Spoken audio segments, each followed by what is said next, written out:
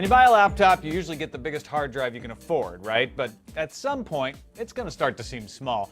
It's probably all those episodes of Venture Brothers you downloaded.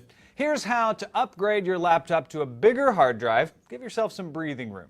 First, you need to find a hard drive. Look online for the best deals. Obviously, you want to pick one with more gigabytes of storage space than the one you have now, but pay attention to RPM too. That tells you how fast the hard drive spins.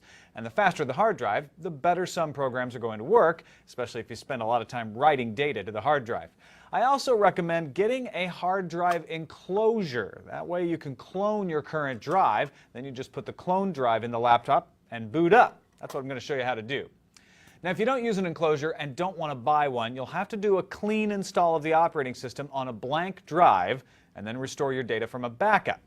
I'm going to show you the cloning method here. The procedure is pretty much the same for Mac or PC. First, you need cloning software. For Windows, I've got two options. Clonezilla is less prone to errors, but you have to burn it to CD and boot off it, rendering your PC unusable for anything else during the cloning process. Macrium Reflect can image the drive while you're still using Windows. Just don't go changing significant amounts of data while it's running, or that data will be lost. For Macs, Carbon Copy Cloner from Bombich Software is super easy to use and clones the drive while OS X is running. Again, don't change too much while it's running. In both cases, you're making a bootable copy of your current hard drive onto the new drive. Now it's time to put the new drive in its enclosure and plug it into the laptop. Now, launch your preferred program or boot from the CD if you're using Clonezilla. Make sure you're making a bootable copy and start things off. This can take several hours for larger drives. My 300 gigabyte drive here took 4.5 hours to image. Once you have the drive copied, you'll need to take out your old drive and put in the new one. The procedure varies for different computers. I'm going to show you two examples. We'll start with a Windows machine. Make sure the computer is off and unplugged. Touch something metal to make sure you don't still carry a charge. In this old ThinkPad, the hard drive is in a slot on the side. You have to actually keep it open like this. You unscrew one screw and the carriage will slide out. And in this one, you pull this casing off and you get a little tab right there. And you should be able to just slide it out. Now you get these little rubber bumpers here on the side.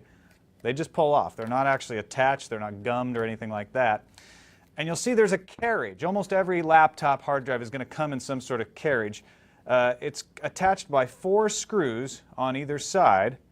So you'll need to unscrew those screws. And you just pull the hard drive out of the little carriage. There's that carriage. Now I've already got my new hard drive out of its case. So I'm just going to pop that one back in there. And you screw it all back up just the way it was before. Now, one thing to make sure of while you're doing this is that you have the pins facing out like that. I've done it before where I put it in the carriage backwards. It's easier on this one because they give you this flap so you can remember which side is which. But if a flap like that isn't there, make sure you pay attention to how you're screwing it back in. Put your little rubber baby buggy bumpers back on the side here. And again, make sure you got those pins started the right way. Slide it back on in. It should fit in nice. You can tuck that flap out of the way. Reattach the plastic case. Screw in the retaining screw because you don't want it to fall out while you're using your computer. Then boot it up. It should start just like normal, but with a lot more space on the hard drive. Now let's switch to a Mac. Again, make sure it's off and unplugged, and then touch something metal to discharge any static electricity you carry. On this 15-inch MacBook Pro, the hard drive is underneath. So you're going to slide this little lever to open up this compartment here, and your hard drive's right there. Now you'll open up this one retaining screw. It actually doesn't come all the way out. It's embedded in this little black plastic piece. So set that to the side. And you got a nice little flap here.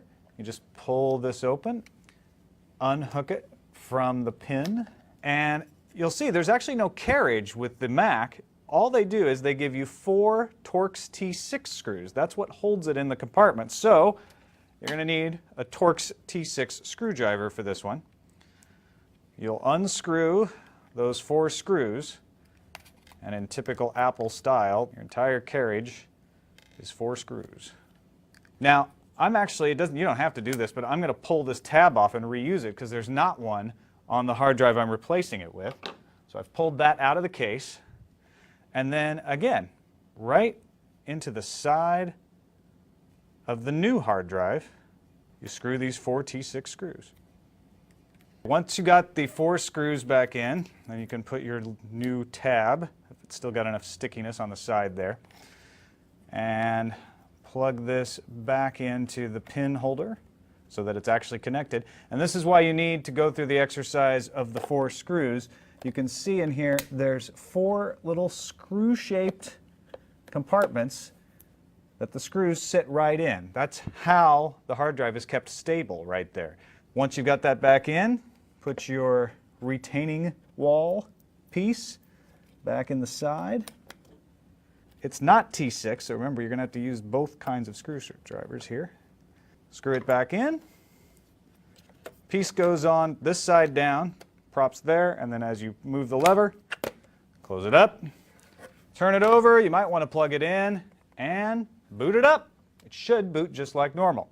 Now, for your particular laptop, you'll want to consult the manual or a website like ifixit.com, but this should give you an idea of how it goes. Now all you have to do is figure out what you're going to do to fill up all that extra space. I'm Tom Merritt, CNET.com.